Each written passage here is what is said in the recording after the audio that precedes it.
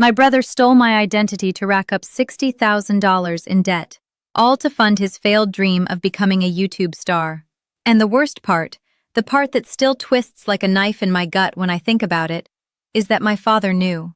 He watched him do it, even helped him sign the papers. While I was working my fingers to the bone, putting my own life on hold to care for our dying mother and pay off my own student loans, they were standing in the family home I fought to protect, silently destroying my future. That was the last quiet sacrifice I ever made for them. What I said to them in the kitchen of that house, with the proof trembling in my hands, burned everything to the ground. But before I tell you what happened that day, you need to understand the years of quiet nods and patient understanding that led to that moment. My name is Emily Carter, I'm 31 years old, and this is the story of how I stopped being the good, responsible daughter and finally saved myself. Thank you for being here with me. If this story feels familiar, if you've ever felt like the one holding everything together, please take a moment to like and subscribe. It helps more than you know. It's a quiet title they give you, not a crown. There's no ceremony. You just become the sensible one, the dependable one, the child who doesn't make waves. Growing up in our small Ohio town, I was the oldest of three, and I learned early on that my role was to be the anchor while my younger brother, Ryan, was allowed to be the kite. The moment that defined it all came during my senior year of college. I was weeks away from midterms, drowning in papers on supply chain theory, when my dad called. His voice was thin, frayed at the edges.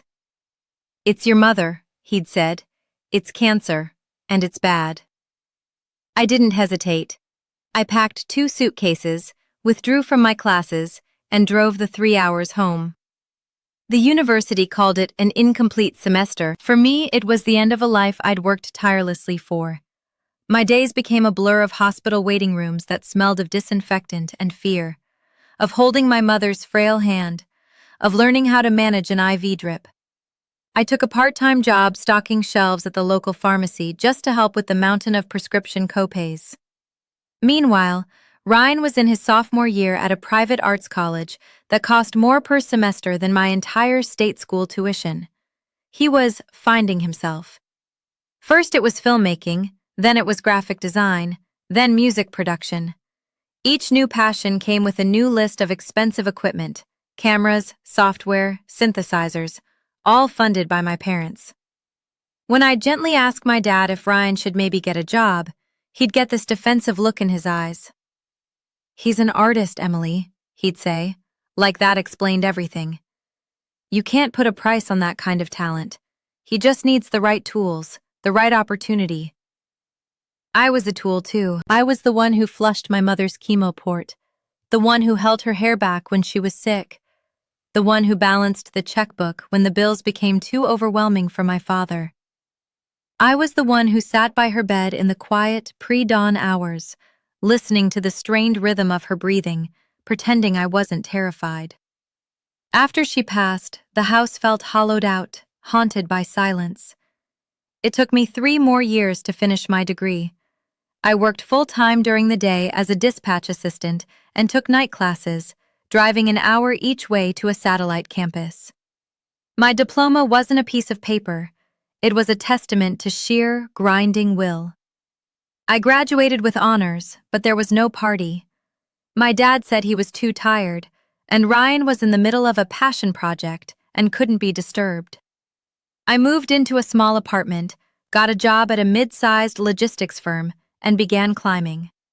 I was good at my job because my entire life had been about logistics, managing chaos, anticipating problems, making sure the load got where it needed to go, no matter what. I was sensible. I was dependable. I lived simply, paid my bills on time, and every month, I sent money home to my dad to help with the mortgage. Ryan, now 27, was still living with him. He dropped out of college for good and was now an aspiring YouTube star. His latest venture was a channel reviewing high-end camera drones. The startup, as he called it, was always just one viral video away from taking off. In the meantime, he borrowed money from our dad constantly. "It's an investment in his future, Em," my dad would tell me over our weekly Sunday calls. His voice always had a hopeful, almost desperate edge when he talked about Ryan. You've got your career, your stability.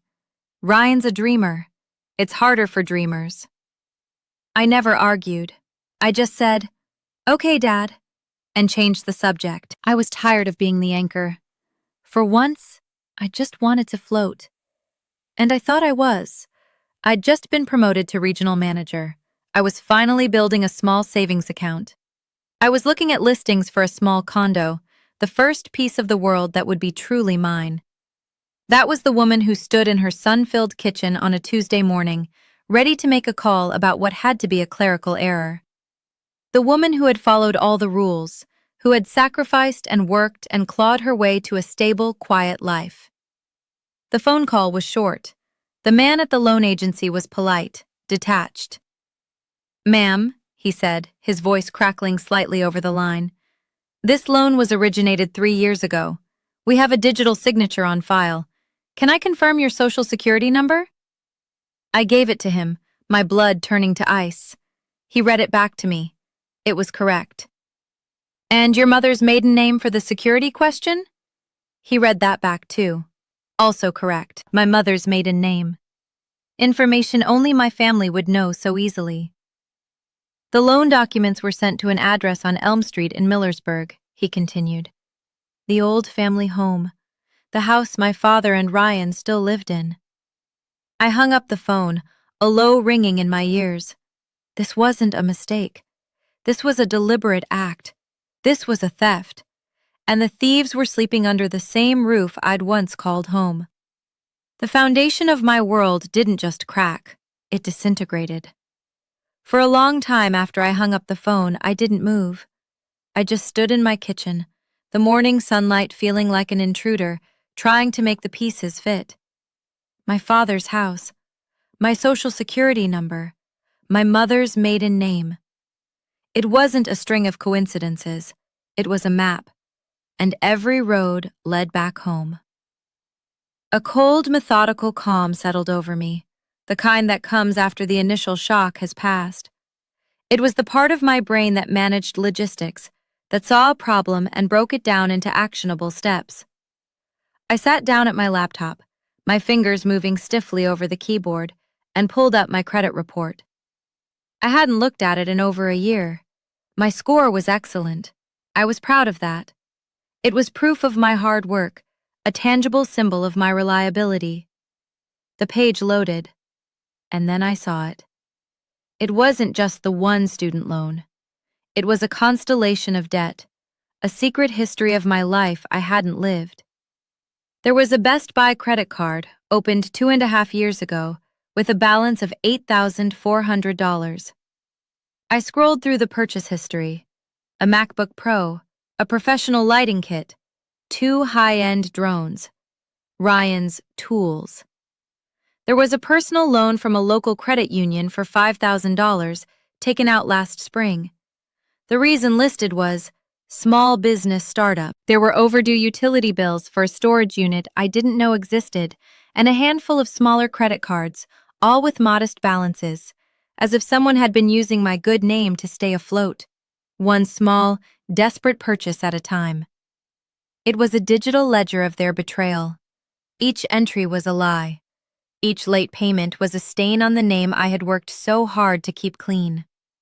The total was far more than the $60,000 student loan. It was closer to $80,000. An anchor, tied to my ankles, pulling me down into a sea of someone else's irresponsibility. I printed everything. Every statement, every late notice, every balance. The stack of paper felt heavy in my hands, heavy with the weight of deceit. There was no more room for doubt, no more benefit to be given. I put on my shoes, grabbed my car keys, and started the 3-hour drive back to Millersburg. On the road, the past played out in my mind like a movie I was seeing for the first time with the proper ending. I saw my father, years ago, sitting me down at the kitchen table with my first credit card application. He'd explained the importance of a good name, of paying your debts, of how a person's word was their bond. "This is your reputation, Emily," he'd said, tapping the paper. You protect it. I saw Ryan, at my mother's funeral, crying not for her but for himself, complaining that the stress was ruining his creative flow. I saw myself, writing a check from my meager savings to cover the funeral lunch because my dad's account was overdrawn, again. Every memory was now tainted, recontextualized by the papers sitting on my passenger seat. I hadn't just been the responsible one, I had been the mark. The safety net they were slowly, deliberately cutting to pieces. When I pulled into the driveway of the old house, it looked smaller, sadder. The paint was peeling in a few spots, and weeds were starting to choke the flower beds my mother had tended so carefully. I'd sent Dad money for a painter last summer. I wondered where it went. I walked in without knocking. My father was in the living room, asleep in his recliner, the blare of a game show filling the stale air. A half-eaten bowl of cereal sat on the end table next to him. I turned off the television. The sudden silence startled him awake. "Emily," he said, blinking, a confused smile forming on his face. "What a surprise. You didn't say you were coming." I didn't smile back. I held out the stack of papers. "I need you to explain this to me, Dad." He took them, his hands fumbling to put on his reading glasses. He sifted through the pages, his expression shifting from confusion to a guarded, familiar defensiveness. He didn't look shocked. He looked caught. "It's just some bank mix-up, honey," he mumbled, not meeting my eyes. "These things happen. We'll get it sorted out." "No," I said, my voice low and steady, though a tremor was working its way through my body. "This isn't a mix-up. This is a loan for $60,000 taken out in my name 3 years ago, sent to this address. This is a Best Buy card used to buy camera equipment. This is a business loan for a startup. Don't you dare lie to me." He set the papers down on the coffee table, his face turning pale. He sank back into his recliner, looking old and defeated. I didn't know what else to do, Emily." The admission hung in the air between us, thick and suffocating. "What do you mean you didn't know what to do?" He finally looked at me, and his eyes were full of a weary resignation, not remorse. "Ryan. He had this idea for the store. The YouTube thing wasn't paying, and he said he just needed a real shot. A brick-and-mortar place to sell his equipment to teach classes." "So he stole my identity?" The words felt like acid in my mouth. "He didn't steal it," my father said, his voice pleading. "He borrowed it. He was going to pay it all back as soon as the business took off. His credit was shot, Emily. No one would give him a loan. But yours was perfect. He just needed a little help." I stared at him, at the man who had taught me the value of a good name, now admitting he'd stood by and watched as his son burned mine to the ground. A crucial, load-bearing wall in the architecture of my life turned to dust. "And you knew?" I whispered. "You knew about this from the beginning?" He flinched, then nodded, a slow, miserable gesture. "Some of the papers needed a co-signer's signature. He couldn't do it all online. He was so passionate, Em. He had a whole business plan. He just needed a chance." He needed a chance. The words echoed in the silent room. Ryan, the kite, always needed a chance, a new opportunity, a fresh start. And I, the anchor, was the one he was tied to, expected to hold fast while he thrashed and pulled, and now, to be dragged under without a sound. All those years of being the sensible one, of quietly sacrificing, of understanding, it all culminated in this. My own father had decided that my entire financial future, the one I had built with my own 2 hands, was an acceptable sacrifice for his son's latest whim. "He's your brother, Emily," my dad said, as if that was the magic phrase that would make it all okay. "Families are supposed to help each other." "This isn't help, Dad," I said, the tremor in my body finally reaching my voice. This is a crime, and you helped him commit it. Before you could answer, we heard the sound of a key in the front door. It swung open, and Ryan walked in, whistling, holding a takeout bag. He stopped short when he saw me, his cheerful expression vanishing. "What's she doing here?" he asked, looking not at me but at our father. The battle was about to begin. Ryan stood in the doorway, a deer caught in the headlights, the smell of greasy fast food suddenly filling the tense air of the living room. His eyes darted from my face to the stack of incriminating papers on the coffee table, and the color drained from his cheeks. The carefree, boyish charm he always wore like a shield evaporated, replaced by the sullen, cornered look of a child who knew he'd been found out. "What is all this?" he asked, his voice attempting a blustering confidence that didn't quite land. He gestured at the papers with the takeout bag. I didn't wait for my father to run interference for him. Not this time. I picked up the Best Buy statement and held it out. My hand was perfectly steady now. The tremor was gone, replaced by a cold, hard anger that felt like steel in my spine. "This," I said, my voice dangerously quiet, "is a credit card in my name that you used to buy over $8,000 worth of camera gear. And this," I picked up the loan document, "is a $60,000 student loan you took out using my social security number. Should I continue, or do you remember the rest?" Ryan dropped the bag on the floor. French fries scattered across the worn carpet. He looked at my dad, a silent, panicked plea in his eyes. "I was going to tell you," he said to me, his gaze finally meeting mine. "It was a lie, and we all knew it. The business, it just didn't take off like I thought. I was going to pay you back. All of it." "Pay me back with what, Ryan?" I asked, the question sharp and devoid of sympathy. "With the profits from your next brilliant idea? You haven't held a real job in your entire life.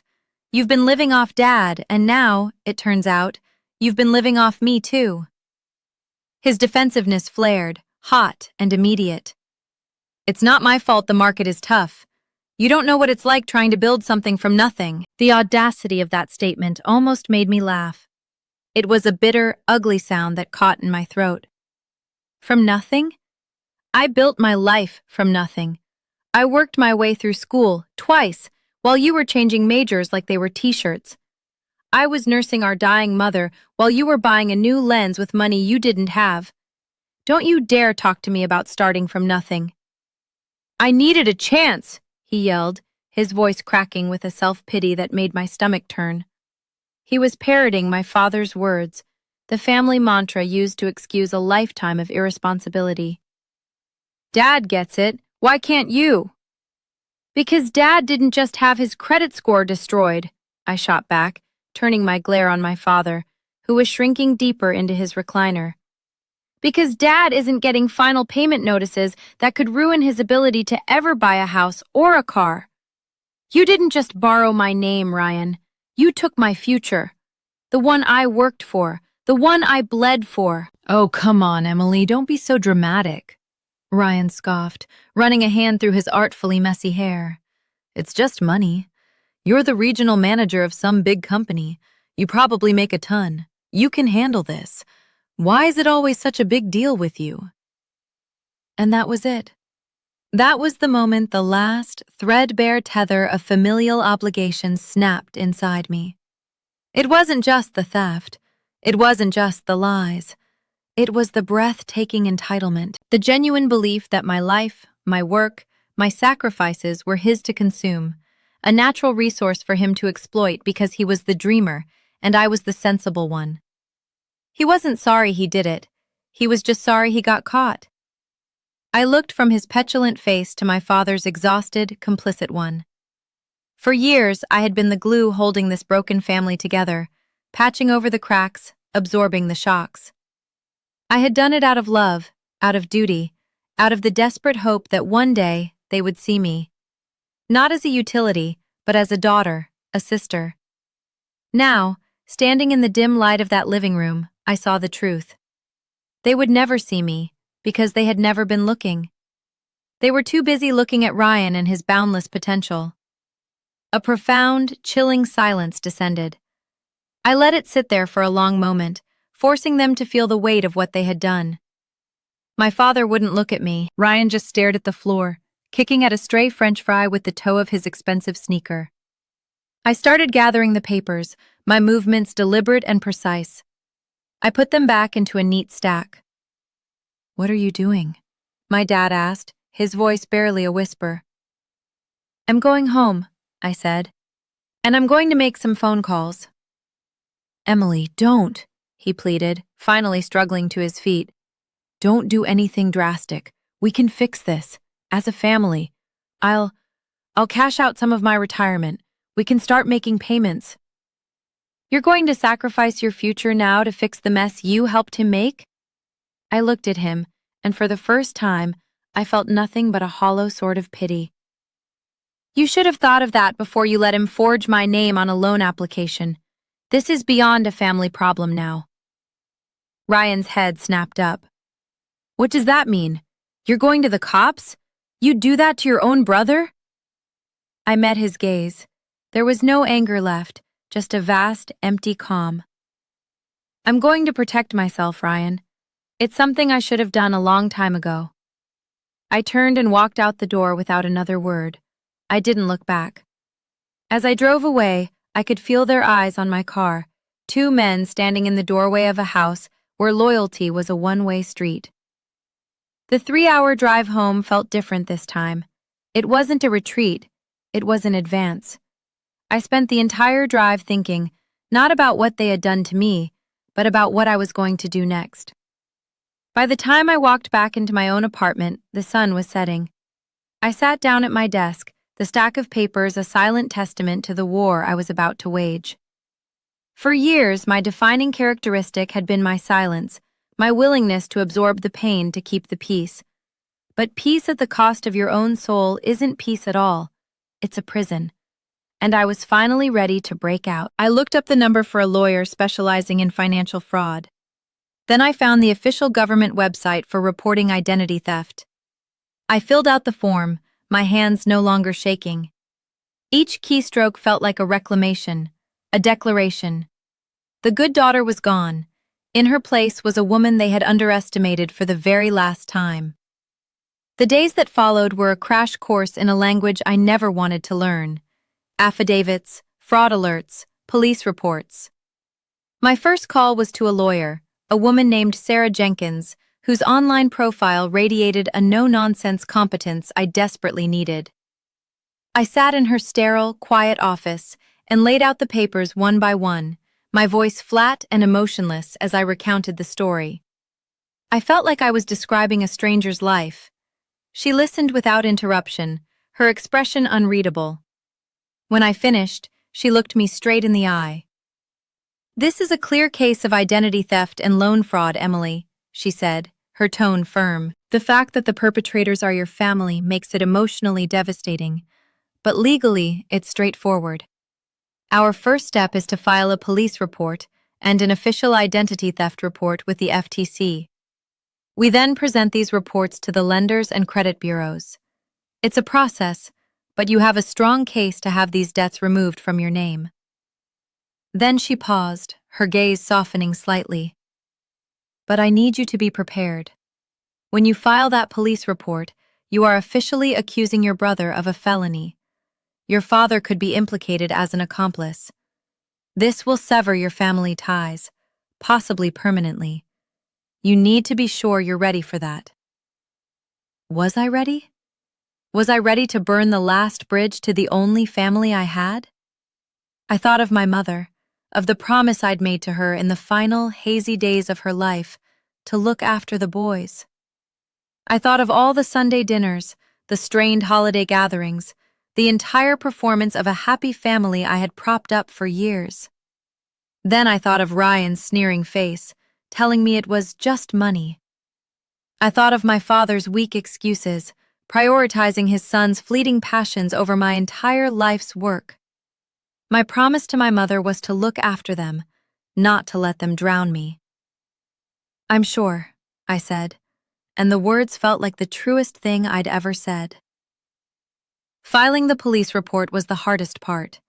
Sitting in a fluorescent-lit room, giving a sworn statement against my own brother to a tired, overworked detective felt like the ultimate act of betrayal.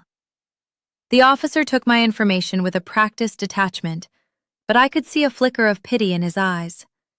He'd seen family disputes before, but this was different. This was a quiet, calculated destruction. As expected, the fallout was immediate and volcanic. My father called me the evening after the police paid him a visit. His voice wasn't pleading this time. It was venomous. "A police report, Emily? You called the police on your own family?" He yelled into the phone, his voice thick with righteous indignation. "What is wrong with you? Have you no loyalty? No decency?" "My loyalty ended the moment you decided my financial security was less important than Ryan's new hobby," I said, my voice cold. I was sitting on my couch, holding the phone away from my ear, feeling strangely detached from his rage. "He's your brother! He made a mistake! A stupid, youthful mistake. You're going to ruin his life over this? His future? They're talking about criminal charges. Do you know what that will do to him?" "He ruined his own future when he forged my signature, Dad. And you stood by and watched. This is not my fault. These are the consequences of your actions. Both of you." "You are a selfish, ungrateful child," he spat. The words meant to wound, to trigger the old guilt, the familiar need to be the peacemaker. "After everything we've done for you." I cut him off. "What have you done for me, Dad? You paid for Ryan's 4 failed attempts at college. I paid for my own. You invested in Ryan's half-baked business ideas. I worked 2 jobs to keep this family afloat while Mom was sick. Don't talk to me about gratitude. You don't know the first thing about it." There was a stunned silence on the other end of the line before he hung up. The word selfish hung in the air. For my entire life, that had been the ultimate accusation, the one thing I tried never to be. Now, I wore it like a badge of honor. If protecting myself was selfish, then I would be selfish. Ryan's response came via a string of furious text messages, each one more vitriolic than the last. "You destroyed my life. I hope you're happy now that you tore this family apart. Some sister you are. You were always jealous of me."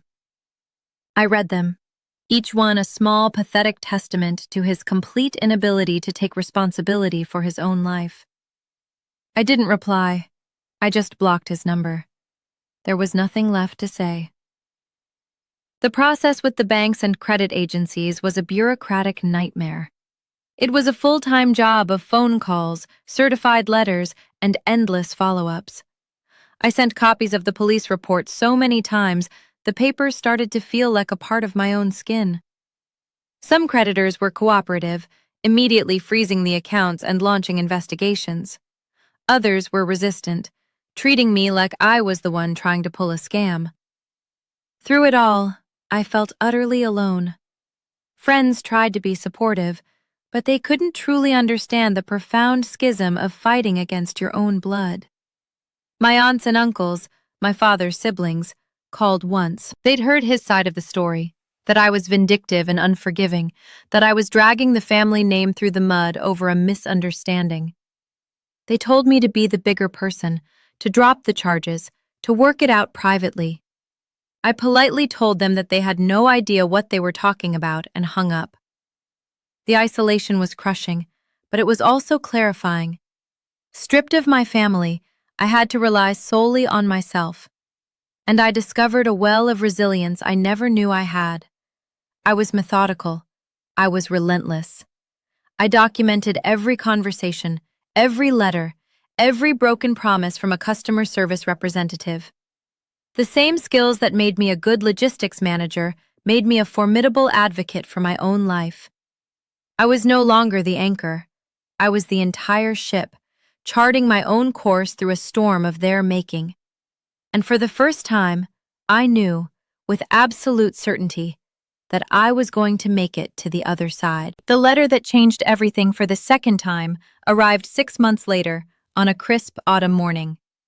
It was from the largest of the lenders, the one holding the fraudulent $60,000 student loan. My hands were clammy as I opened it, my heart conditioned to expect a fight. But the words inside were simple, concise, and beautiful. Following a comprehensive fraud investigation, your liability for this debt has been absolved. The account has been transferred to the responsible party. I read it 3 times, letting the meaning sink in. It was over. The single biggest weight had been lifted. One by one, over the next few weeks, similar letters trickled in from the other creditors.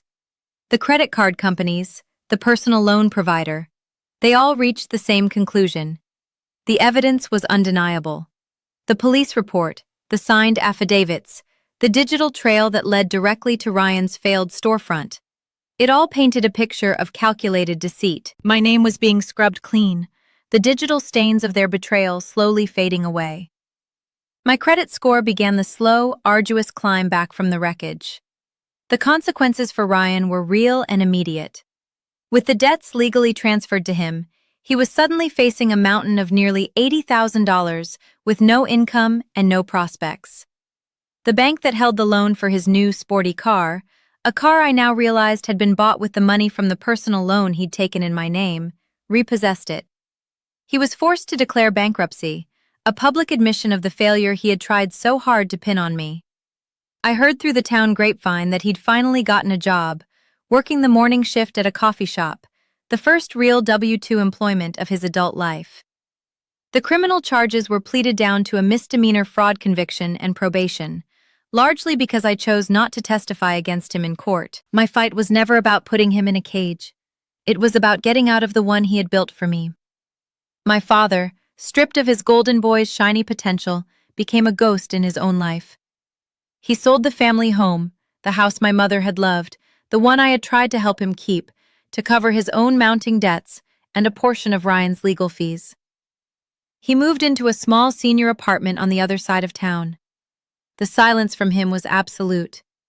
There were no more angry phone calls, no more accusations. Just a vast, empty space where a father was supposed to be. The family I had spent my entire life trying to hold together no longer existed. It had been an illusion all along, a fragile structure held up only by my willingness to be its silent, uncredited foundation. A year to the day after I first opened that terrifying letter, I stood on the porch of a small blue bungalow with a sold sign hanging crookedly out front. It was mine. I'd spent the year living like a monk, saving every penny, rebuilding my financial life with a fierce, protective zeal. The down payment was every double shift I'd ever worked, every sacrifice I'd ever made for myself instead of for them. It was the physical manifestation of my freedom. As my friend Mark helped me carry the first box of books through the door, my phone buzzed. It was a text from a number I didn't recognize. "House looks nice. Mom would have liked the garden." It was from Ryan. There was no apology, no acknowledgement of the hell he'd put me through. Just a quiet observational statement. A kite, cut loose from its anchor, finally noticing the ground. I stared at the message for a long moment, then deleted it without replying. Forgiveness might come someday, in a distant, hazy future, but today was not that day. Today was for me. Standing in my empty living room, with the late afternoon sun streaming through the windows, I felt a profound sense of peace settle over me. For so many years, I thought my job was to keep the family intact, to be the bigger person, to absorb the pain. I believed that love meant endless, unreciprocated sacrifice. I was wrong. Sometimes the most loving thing you can do is to protect yourself. Sometimes, drawing a line in the sand isn't an act of war, but an act of self-preservation. You can't set yourself on fire to keep others warm. I had finally learned that lesson in the ashes of the family I thought I couldn't live without. That evening, sitting on my new porch steps with a glass of champagne, a much better bottle this time, I reflected on the painful journey. What I've come to realize is that in families like mine, the roles are assigned early and are incredibly difficult to break. Ryan was cast as the dreamer, the one with potential, which gave him a permanent license to be irresponsible. I was cast as the sensible one, which was just a pretty word for the designated pack mule. My father wasn't evil. He was a weak man caught in a narrative he didn't know how to rewrite, desperately wanting to believe in his son's success, even if it meant sacrificing his daughter's well-being. It wasn't right, but it was, in its own tragic way, understandable. The real mistake, my mistake, was accepting my role for so long. The moment I refused to play my part, the entire broken stage fell apart. The truth is, you can't heal in the same environment that made you sick. Leaving my family wasn't the end of my story, it was the beginning. This journey taught me that familial love should not be a blank check for abuse or exploitation. True strength isn't just about enduring, it's about knowing when to stop. It's about having the courage to demand the same respect and protection you've always given so freely to others. What do you think? Have you ever been cast in a role in your family that you didn't choose? How did you deal with it? I'd love to read your stories in the comments below. Thank you for listening, and if my story resonated with you, please subscribe for more real stories about finding your own voice. Take care of yourselves, because sometimes you are the only one who will.